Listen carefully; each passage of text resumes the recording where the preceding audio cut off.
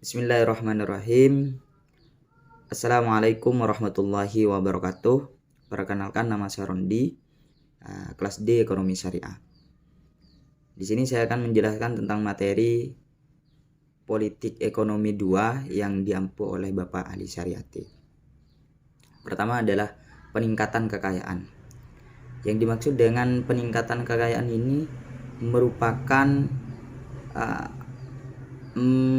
melakukan aktivitas yang diperbolehkan secara syariat, yaitu mengusahakan atau memperoleh harta dengan hal-hal yang diperbolehkan oleh syariat Islam.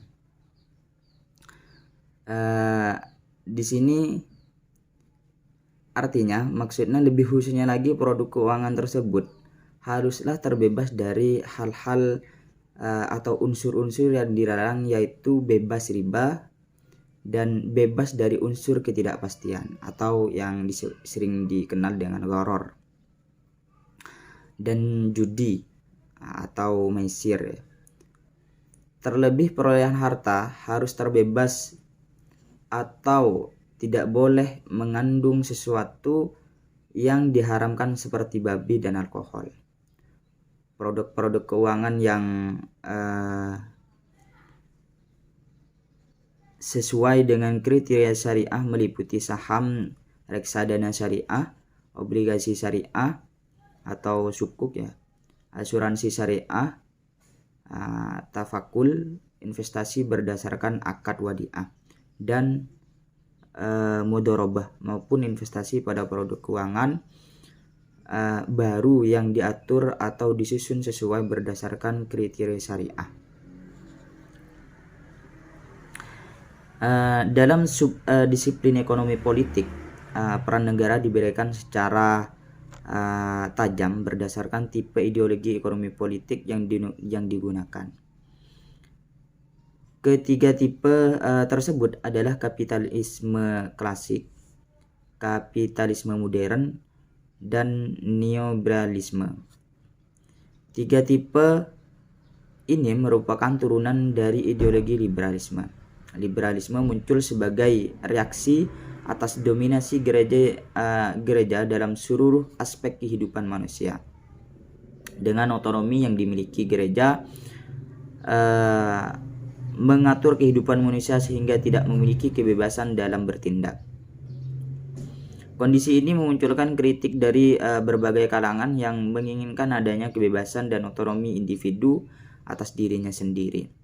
Liberalisme berpandangan bahwa individu adalah pencipta dan penentu atas tindakan yang dilakukannya. Dengan konsep ini, liberalisme berpandangan bahwa kebebasan adalah esensi dan keharusan agar manusia dapat berkembang secara penuh. John Locke adalah filsuf yang mempelopori liberalisme. John Locke berpendapat bahwa kebebasan yang menjadi nilai dasar liberalisme dipahami sebagai ketidakhadiran investasi eksternal dan aktivitas individu. Selanjutnya mungkin ada politik pertanian. Politik pertanian sebagai ilmu tidak bertujuan membela sesuatu kepentingan tertentu. Tugasnya adalah menganalisis berbagai faktor yang perlu diperhatikan dalam merumuskan kebijakan pertanian. Faktor-faktor ini mencakup faktor-faktor ekonomi, sosial, politik, budaya, teknik, dan lain-lain. Pengertian politik dalam perkataan politik pertanian kadang-kadang diasosiasikan dengan politik yang berkaitan dengan cara-cara kelompok masyarakat mencapai tujuan politiknya. Dalam kenyataan memang kaitan itu ada. Petani sebagai kelompok masyarakat yang mempunyai kepentingan tertentu memang selalu berjuang untuk memajukan kepentingan mereka baik dalam meminta harga yang lebih memadai bagi hasil-hasil produksinya maupun dalam mengusahakan dasar tukar atau term of trade ya, yang tidak merugikan mereka.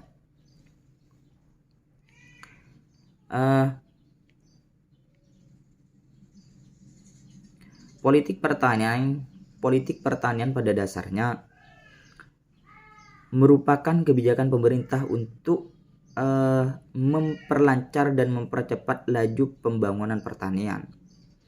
Dan pembangunan pertanian tidak hanya menyangkut kegiatan petani saja, tetapi juga perusahaan-perusahaan pertanian dan perkebunan.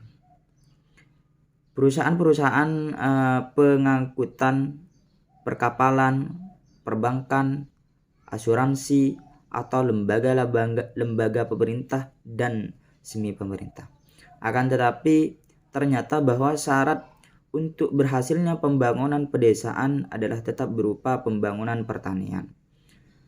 Pertanian adalah mata pencaharian dan lapangan kerja pokok penduduk pedesaan, sehingga dalam pembangunan pedesaan pertanian utama tetap harus ditujukan pada pembangunan pertanian sebagai sektor kegiatan ekonomi yang menonjol.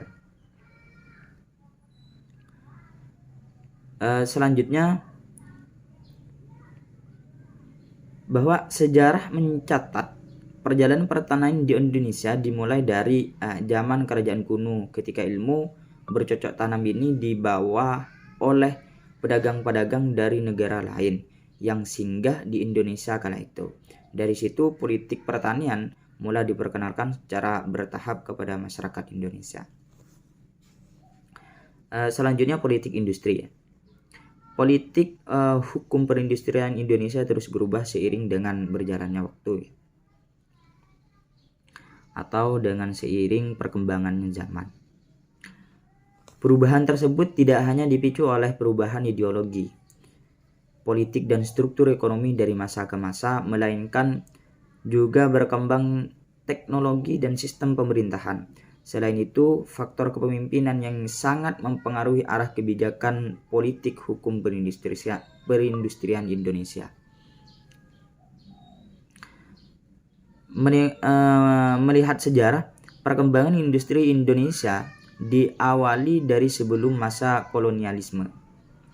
Hasil temuan sejarah membuktikan bahwa industri gerabah berkembang hampir merata di seluruh Indonesia dan mengalami perubahan ketika masa perkembangan industri di negara.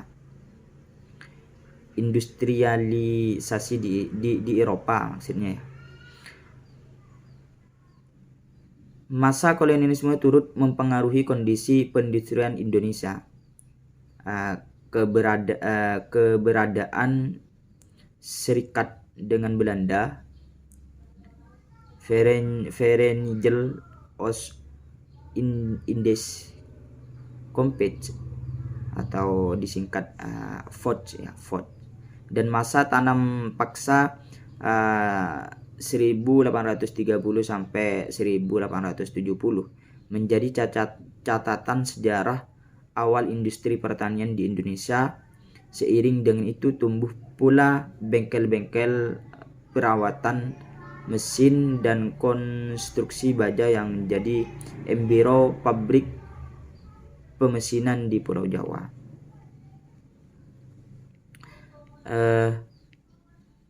Itu saja mungkin yang dapat saya sampaikan. Kurang lebihnya mohon maaf. Wallahul muwaffiq ila aqwamit thoriq. Wassalamualaikum warahmatullahi wabarakatuh.